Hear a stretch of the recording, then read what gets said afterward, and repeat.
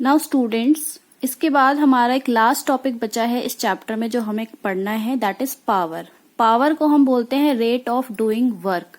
आपने इस चैप्टर में वर्क पढ़ लिया कि वर्क क्या होता है बच्चे। वर्क होता है जब किसी ऑब्जेक्ट पर फोर्स लगाया जाता है और वो ऑब्जेक्ट क्या करे, डिस्प्लेस करे किसी एक पोजीशन से दूसरे पोजीशन पे, तो वर्क कहलाता है। ठीक है, वर्क होता है जो फोर्स होता है, फोर्स लगाया जाता है और वो कोई डिस्टेंस कवर करे तो वो होता है वर्क। ठीक है, अब पावर क्या है बच्चे।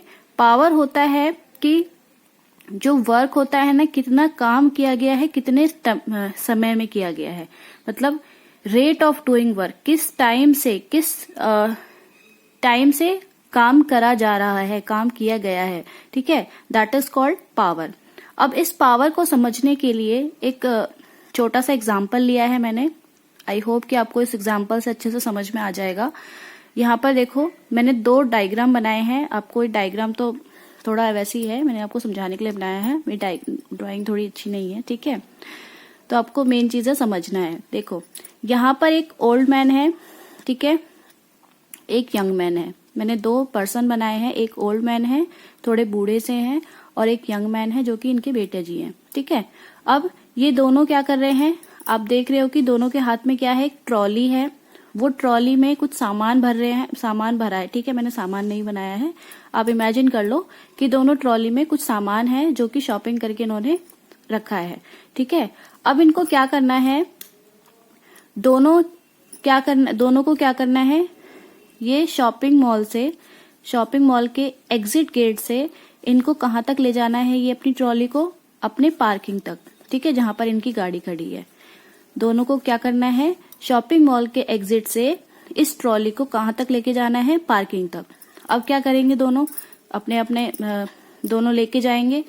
अब ये जो अंकल जी है ना, ये थोड़े आराम से जाते हैं शॉपिंग मॉल के एग्जिट से पार्किंग तक अपनी गाड़ी तक, और ये जो इनके बेटे जी हैं वो धीरे धीरे ये थोड़ा जल्दी पहुंच जाते हैं। टाइम, इनको थोड़ा टाइम कम लगता है, इनको थोड़ा टाइम ज्यादा लगता है, बस डिफरेंस ये है। अब बच्चे, वर्क क्या होता है, वर्क होता है फोर्स इनटू डिस्प्लेसमेंट।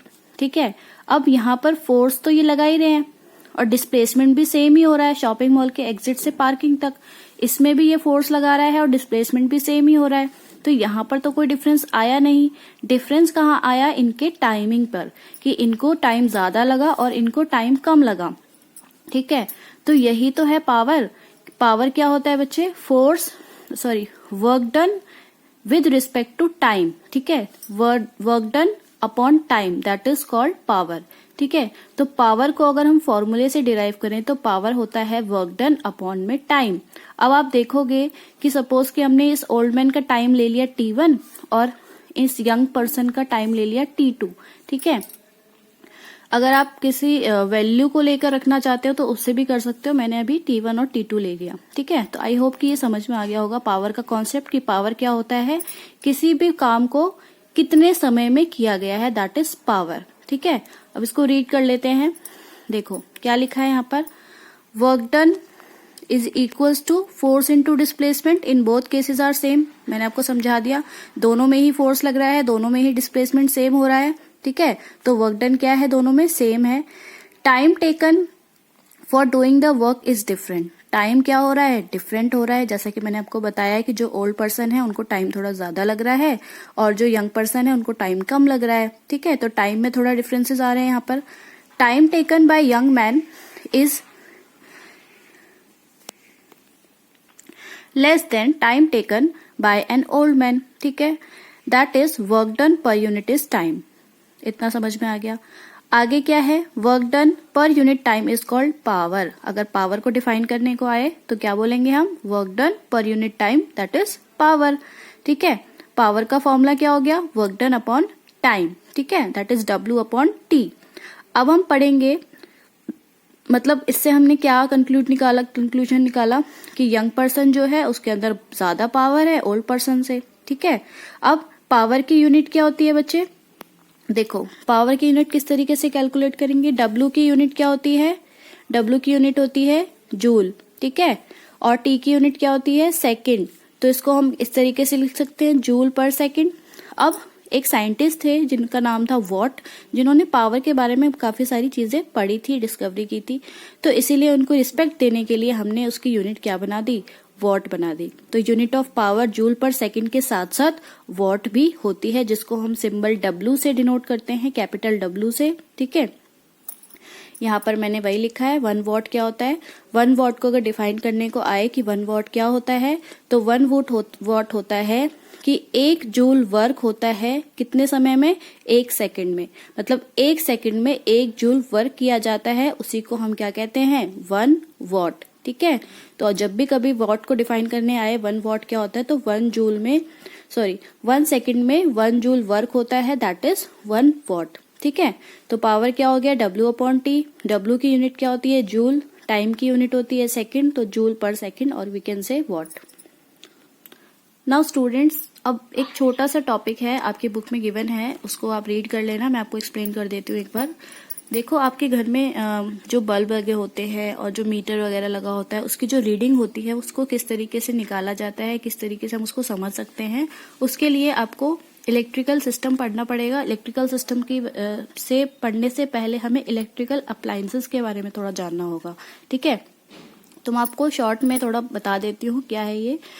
इसमें क्या होता है बच्चे, देखो, जो बल्ब आपके घर में लगे होते हैं, जब अब फ्यूज हो जाता है, ठीक है, तो आप क्या करते हो, नया बल्ब खरीदने जाते हो। ठीक है, तो शॉपकीपर आपसे पूछता है कि आपको कौन सी ब्रांड का चाहिए, कौन सी कंपनी का बल्ब चाहिए। ठीक है, वो आप बता देते हो उसको। उसके बाद वो आपसे पूछता है कि आपको कितने वॉट का बल्ब चाहिए। ठीक है, अब आप कैसे बताओगे कि उसको कितने वॉट का बल्ब आपको लेना है। ठीक है, उससे क्या समझ में आता है कितने वॉट का क्या क्या है। ठीक है, तो आपको ये समझने के लिए जो हमने अभी पढ़ा है ना, पावर, उसको समझना पड़ेगा। ठीक है, पावर क्या होता है बच्चे, वर्क डन अपॉन टाइम, कितना वर्क डन हुआ है कितने टाइम में। ठीक है, अब हमने इससे पहले पावर से पहले हमने क्या पढ़ा था बच्चे, एनर्जी पढ़ी थी। ठीक है, अगर आपको याद हो तो, और एनर्जी हमने रिलेट की थी किससे, वर्क से रिलेट की थी। ठीक है, तो अगर हम बात करें पावर की, तो पावर क्या होता है, work done upon time. Work को हम किससे रिलेट कर रहे हैं, एनर्जी से। तो जितना एनर्जी होगा उतना, जितना वर्क डन होगा उतनी तो एनर्जी कंज्यूम होगी ना। देखो यहाँ पर देखो मैंने क्या लिखा है, पावर इज इक्वल्स टू क्या होता है बच्चे, वर्क अपॉन टाइम होता है। वर्क को अगर हम एनर्जी से रिलेट करते हैं तो हम ये लिख सकते हैं कि कितना वर्क हुआ है, इसका मतलब उसमें कितनी एनर्जी कंज्यूम की है पर यूनिट टाइम में। ठीक है, तो हम पावर को energy consumed upon time taken भी लिख सकते हैं। मतलब कितना वर्क हुआ है उसको हम लिख सकते हैं कितनी एनर्जी कंज्यूम की है। क्यों, क्योंकि हम वर्क को किससे रिलेट करते हैं, एनर्जी से रिलेट करते हैं। ठीक है, ये कॉन्सेप्ट समझ में आया। और अभी अभी हम पढ़ के आए हैं 1 वाट क्या होता है बच्चे, 1 वाट होता है 1 जूल वर्क होता है इन कितने में, 1 सेकेंड में। ठीक है, 1 जूल वर्क होता है 1 सेकेंड में, इसी को हम क्या कहते हैं, 1 वॉट कहते हैं। ठीक है, तो अगर मैं बात करूं बल्ब की, तो जो हम बल्ब यूज करते हैं नॉर्मली, जो बल्ब होता है वो 9 वाट का यूज होता है। ठीक है, घरों में 9 वाट इनफ होता है एक अच्छी रोशनी करने के लिए कमरे में। बट अगर मैं बात करूं कि आप शॉपकीपर पे जाओ और आप शॉप पे जाओ, शॉपकीपर से कहो कि हमें 60 वाट का बल्ब चाहिए। ठीक है, तो 60 वाट बल्ब का मतलब क्या है। ठीक है, इसका मतलब ये है कि जो 60 वाट का बल्ब होगा ना, वो 60 क्या करेगा, 60 जूल एनर्जी कंज्यूम करेगा इन 1 सेकेंड। 1 वाट कितना कर रहा है, 1 जूल इन 1 सेकेंड। तो 60 वाट का जो बल्ब होगा वो कितनी एनर्जी कंज्यूम करेगा, हम एनर्जी को किससे रिलेट कर रहे हैं, वर्क से। तो यहाँ पर मैं अगर एनर्जी कंज्यूम की बात करूं तो 60 जूल एनर्जी कंज्यूम करेगा इन 1 सेकेंड। ठीक है, और यही आपको समझना है कि अगर मैं बात करूं 100 वाट के बल्ब की, तो 100 वाट का जो बल्ब होगा वो कितनी एनर्जी कंज्यूम करेगा, वो 100 जूल एनर्जी कंज्यूम करेगा इन 1 सेकेंड। ठीक है, तो यही यहाँ पर मैं आपको समझाने की कोशिश कर रही हूँ कि आपको सिर्फ इतना समझना है कि कितने वॉट का जो इलेक्ट्रिकल अप्लायंसेस होगा वो कितनी एनर्जी कंज्यूम करेगा पर सेकेंड। ठीक है, ये आपको समझना है। तो यहाँ पर कुछ सेंटेंसेस लिखे हैं, इसको एक बार रीड कर लेते हैं तो आपको अच्छे से क्लियर हो जाएगा। ठीक है, first point is 60 watt reading mean bulb consume 60 joule energy in 1 second.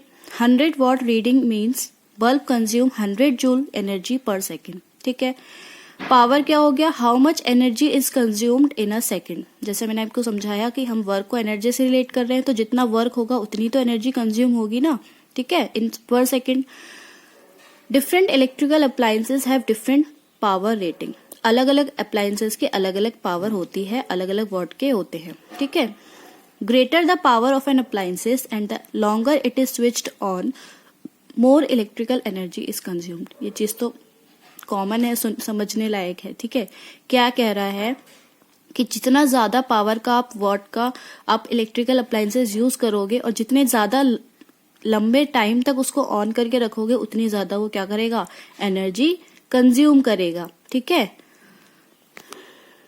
अब एक बार अपनी बुक को रीड कर लेते हैं, क्या लिखा है इसमें। कमर्शियल यूनिट ऑफ एनर्जी, जो जूल होती है ना बच्चे, जो हम अभी पढ़ते आ रहे हैं, एनर्जी की यूनिट और जो वर्क की यूनिट होती है बहुत ही ज्यादा स्मॉल होती है, ठीक है।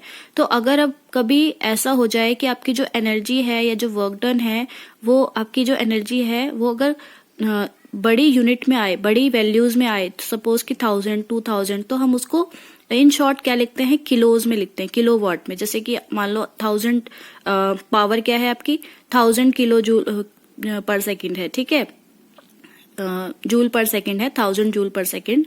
तो आप उसको शॉर्ट में कैसे लिखोगे, किलो वॉट, ठीक है। तो कैसे इसको समझ सकते हैं, देखो, the unit joule is too small and hence it's inconvenient to express large quantities of energy. कि जो जूल है ना वो बहुत ही छोटी यूनिट है, इसी वजह से वो इनकन्वीनियंट हो जाती है हमें ज्यादा बड़ी एनर्जी को एक्सप्रेस करने के लिए। कैसे, we use a bigger unit of energy called kilowatt hour, और इसीलिए हम जब बड़ी लार्ज क्वांटिटी ऑफ एनर्जी होती है ना उसको एक्सप्रेस करने के लिए हम किलोवाट आवर यूज करते हैं, दैट इज KWH, ठीक है।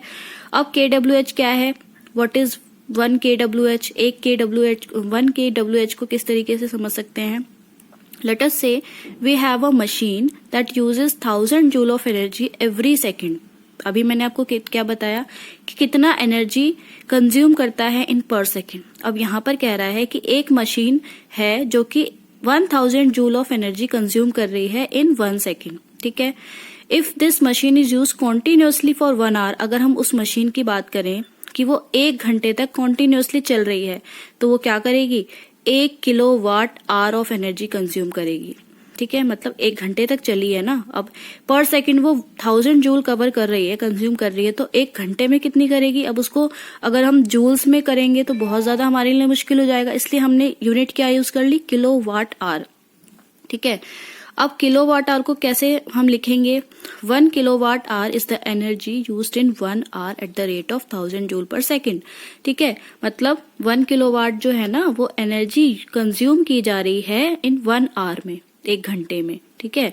तो 1 किलोवाट को हम किस तरीके से लिख सकते हैं, 1 किलोवाट इंटू 1 आवर, ठीक है, 1 किलोवाट इंटू 1 आवर।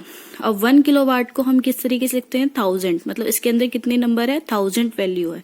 और 1 आवर को जब कन्वर्ट करेंगे तो अगर हम सेकेंड्स में बात करें, जूल्स में कन्वर्ट कर रहे हैं ना, तो 1 किलोवाट में कितने वाट हो गए, 1000।